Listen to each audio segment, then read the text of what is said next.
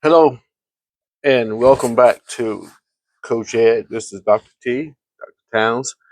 I want to finish up something that I started. I think I've already done one of these, but I want to go ahead and finish up because we are in the last week of June, and you technically, I don't know, where you guys are or where your sons and daughters are going to school, but within the next 60 days, they're going to be um,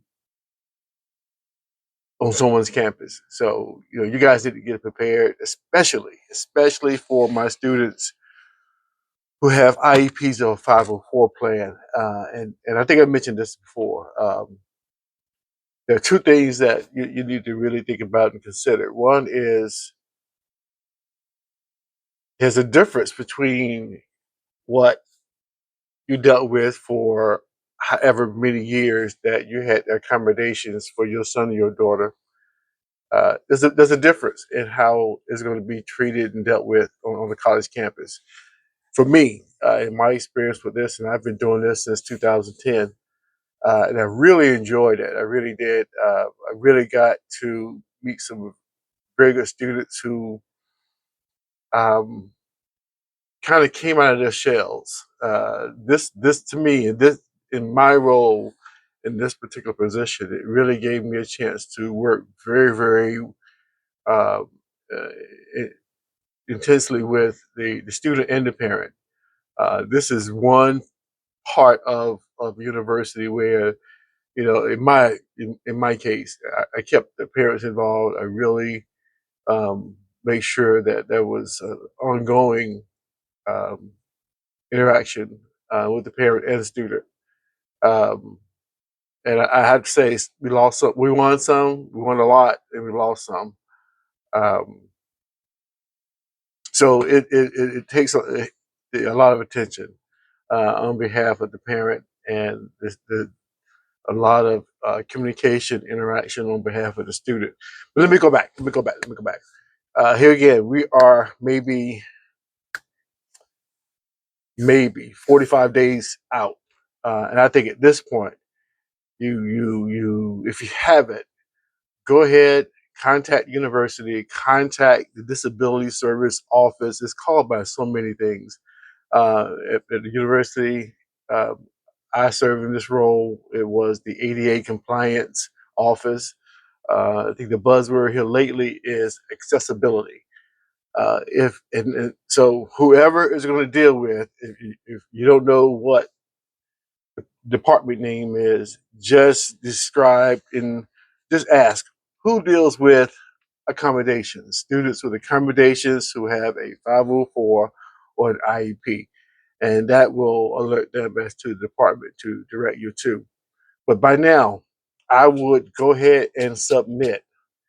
Find out who the ADA person is, the accessibility person is, and go ahead and send by email, attach it to an email, your documents so they can have them on file and they can start getting the information out to the instructors. By now, um, there's a good chance that the schedule for your child has already been done or will be done soon. Based on if you've already been admitted, there's a great chance that yes, there's already been, and they have a major of intent that schedule's already been done. Now, what that person has to do is notify the instructors of their accommodations. Now, there may be something they will need to send to you, which I'm very familiar with. We had a packet of information, which was to make sure that everybody understands one, that the information is confidential.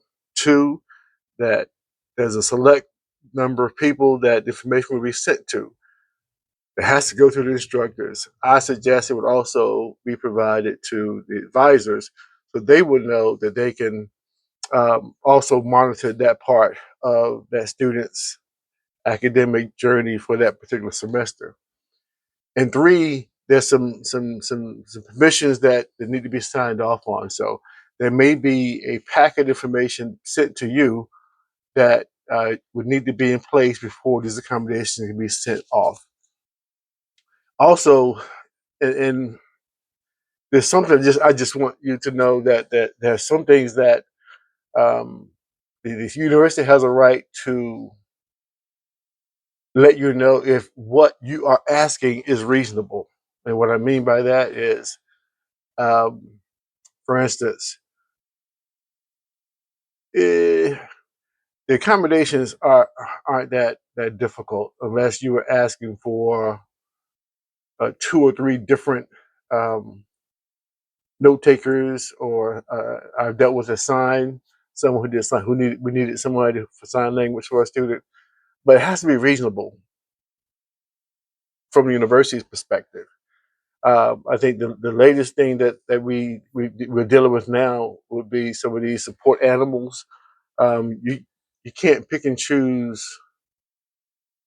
I don't think it'd be prudent if university would allow any kind of dog as a support animal, to substantiate the need for a support animal. No matter what the animal is, there will need to be sign off from a doctor physician. It just can't be the decision of the student and the parent.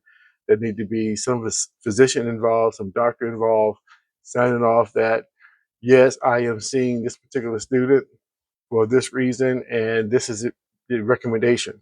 Now, I think I did mention this before. If that's the case where a support animal is needed or requested, it must be the agreement of all the roommates. If it's one roommate or three other roommates, or if there's a request for a private room. Even if there's a request and there is a private room, there's still stipulations that the dog can't be running around, while in the open area. It must be in a cage. Um, so there's some things that, if that's the case, that you need to bring up sooner than later, because there are some sign offs that would need to be taken with everybody involved. That involves housing and the roommates. Um, let's see. Make sure that I would say that in order to self disclose, let that come from the student. Let that come from the student, because this student, one is 18 years old, and they are transitioning from being a minor to a young adult, and this needs to be done by the student, in my opinion. That gives them a level of independence. That gives them a level of ownership. Now I can handle all of this, but still with some parental guidance, as will always be there.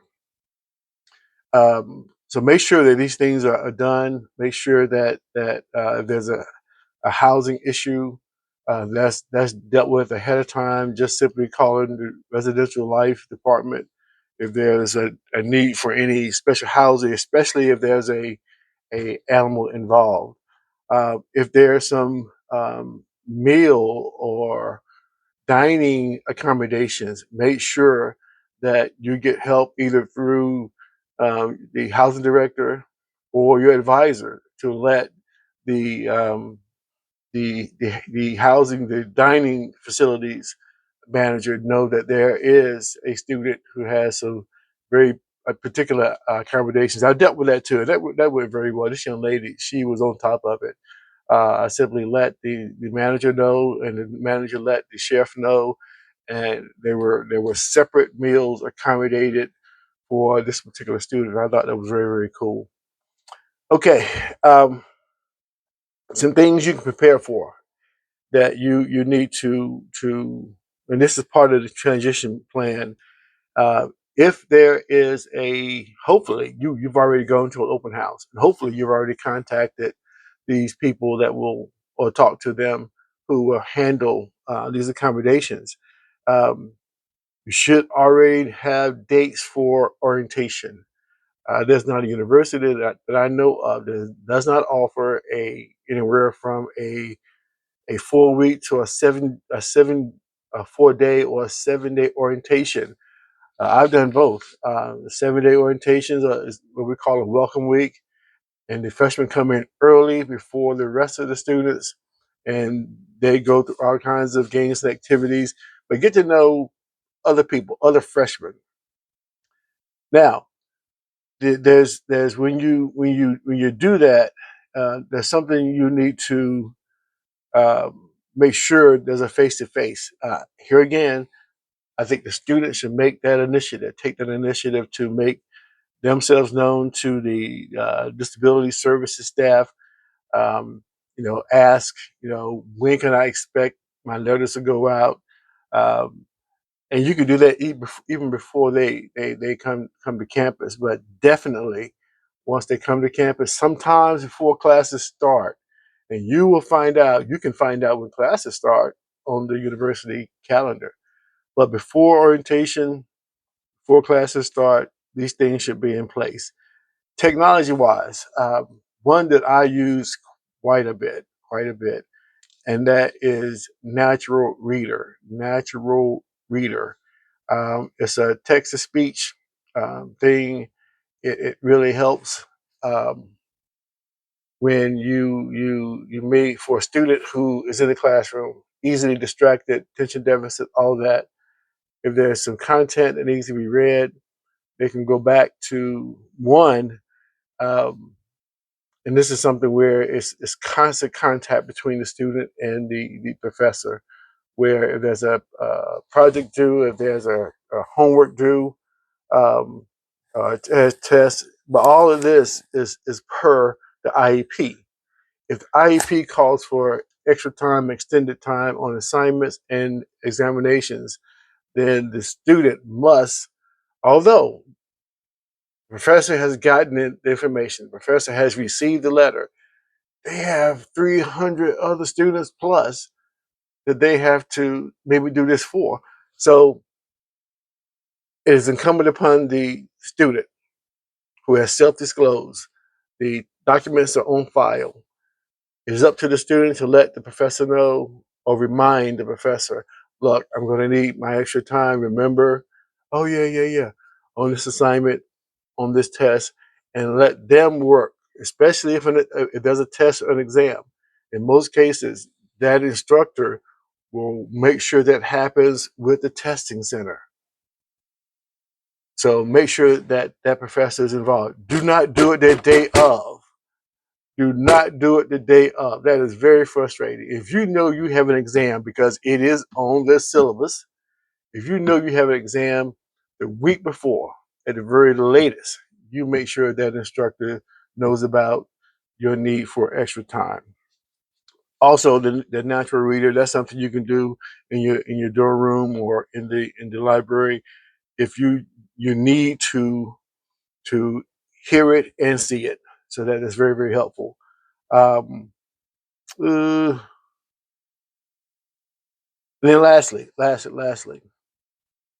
again, I'm really big on self advocacy. That way, that builds that independence, that builds that they are able to be self sufficient in regard to this. And it's very important that they do this. And I understand for years, however how long they have had the accommodations in the public school or high school. At this point, it becomes the responsibility of the student. Um, and it's frustrating when we don't know about it until later. So much time has gone by, grades have been affected, but as soon as and sometimes it happens, but as soon as we get the accommodation information, we can enact this accommodation for the student. But we like it on the front end, um, so that the student will get what they need, so that but they must do their part. They must do their part. That's where the student can, the parents can step back in and say, look, have you done these things? Um, and it can be frustrating, I'm sure, but let them do it. Let them self disclose. Make sure all the paperwork is turned in by this time. You may want to check in with the advisor and or with the accessibility or disability services office, just to make sure that they have the accommodation documents so they can send them out to the professors when time comes. And that's, you can't do it until after the schedules are done. Okay, guys, I want to make sure you got information. Again, I'm excited. I'm excited about your sons and daughters going to the university or college of their choice. I'm quite sure you are too. Now you can change that room into a library, a sewing room, a study for yourself. But keep in mind, they come back at Thanksgiving and Christmas. So what are you going to do then? But anyway, guys, thank you for listening. This part is very important to me, that these students get what they need and they get it, but also they have to take responsibility for making sure that information has been forwarded, and then on an ongoing basis, when they need the accommodations, that they get it by staying in contact with the professor. All right, guys, this is Dr. T, Coach Ed. If you have any questions, please contact me at coachedsolutions@gmail.com. And I am very thankful that you have joined me today on this video. And as I always say, I'm going to do all I can to help as many people as I can for as long as I can. I mean that. All right, guys, you have a great day.